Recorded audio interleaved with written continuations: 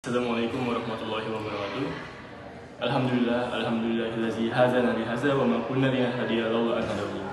Praise be to Allah Subhanahu wa Ta'ala who has given us His mercy and blessing. Secondly, peace and salutation to our Prophet Muhammad sallallahu alaihi wasallam who has brought us from the darkness to the lightness.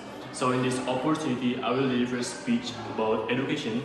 So education is an important thing in our life because without education you can get a successful life in the future.